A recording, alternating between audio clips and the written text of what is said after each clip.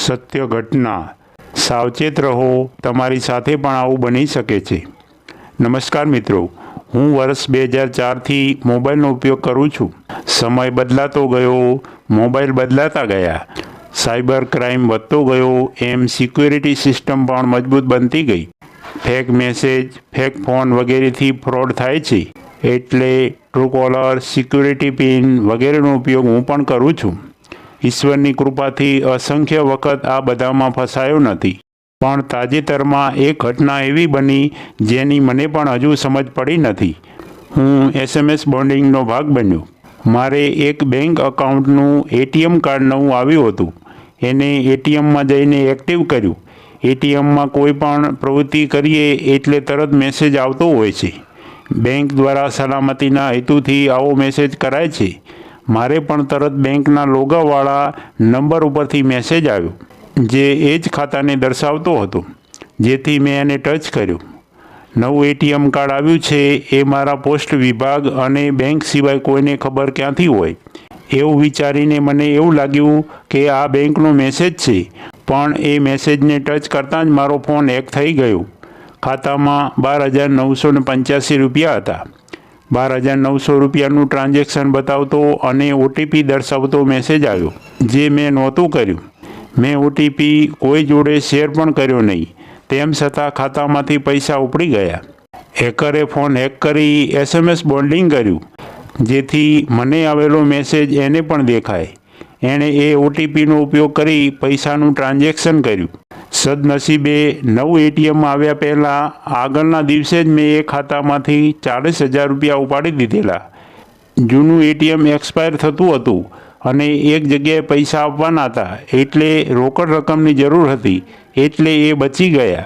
મેં તરત મારા બધા જ ખાતા અને ATM કાર્ડ બંધ કરાવ્યા। બેંકમાં રૂબરૂ જઈ ફરિયાદ નોંધાવી।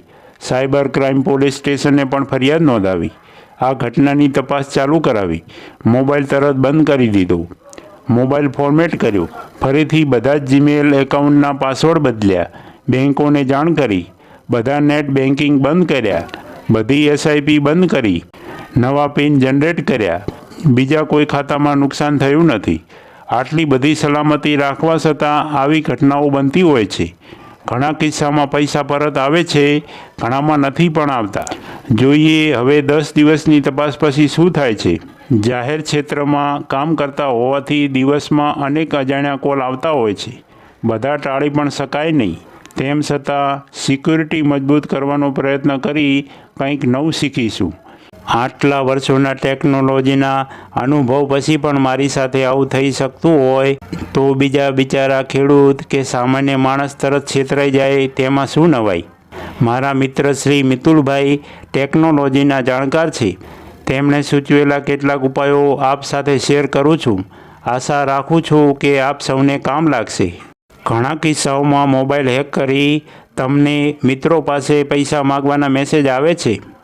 આવું બને ત્યારે ફોન કરી પહેલાં તપાસ કરીએ। સાવચેત રહેવા આટલું કરી શકાય। બેંકને લગતી કોઈપણ લિંક આવે તો એ ખોલવાના બદલે શક્ય હોય તો બેંક બ્રાન્ચની મુલાકાત લો। મુલાકાત શક્ય ન હોય તો બેંકના ઓફિશિયલ નંબર પર સંપર્ક કરીને પૂછી લો।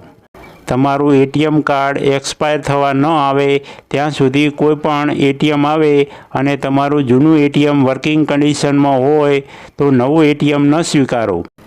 જરૂર પડે તો નવા ATMની અરજી બેંક બ્રાન્ચ, બેંકના ઓફિશિયલ ATM સેન્ટર કે મોબાઈલ એપ્લિકેશનથી અથવા નેટ બેન્કિંગથી જાતે અરજી કરો। તમારામાં બેંકને રિલેટેડ કોઈ OTP આવે છે જે તમે જનરેટ નથી કર્યો તો તેની જાણ બેંકના ઓફિશિયલ નંબર ઉપર ચોક્કસ કરો।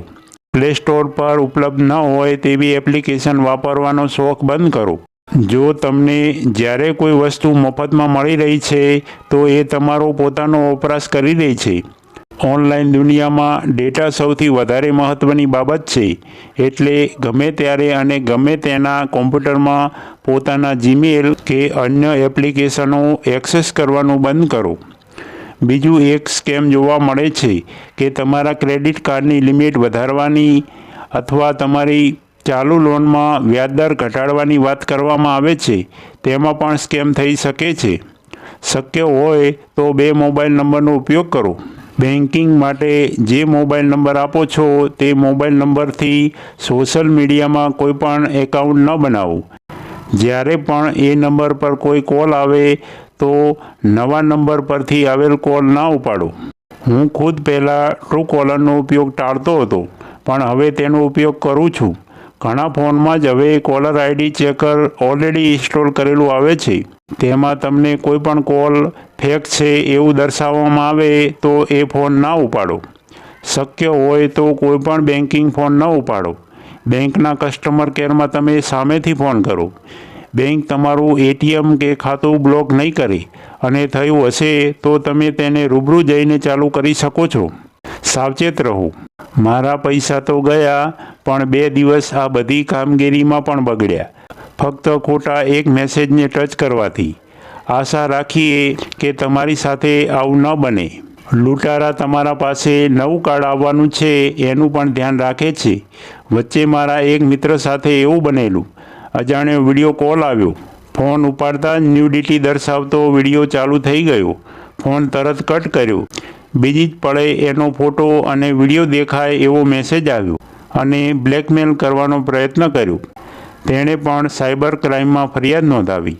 અત્યાર સુધી બાળકોને આપણે એવું શીખવતા હતા કે કોઈ અજાણ્યું કંઈ ખવડાવે તો ખાવું નહીં, પણ હવે આપણે પણ શીખવું પડશે કયો ફોન ઉપાડવો નહીં, કયો મેસેજ ટચ કરવો નહીં. શિક્ષકની ફરજ છે સમાજને સલામત દિશા બતાવવી. આપના મિત્રોને પણ મારો આ અનુભવ શેર કરશો. સાવચેત કરશો. સારા માણસો એક બની શકે તો સમાજ નેક બની શકશે.